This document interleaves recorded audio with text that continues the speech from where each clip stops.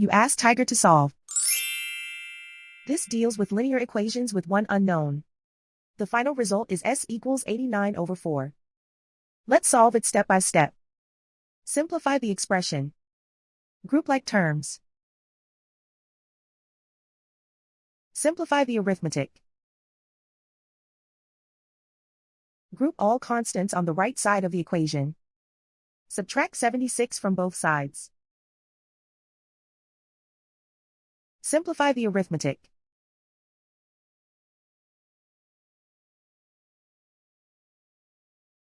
Isolate the s. Divide both sides by 4.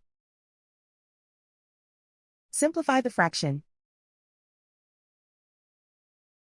And so the final result is s equals 89 over 4.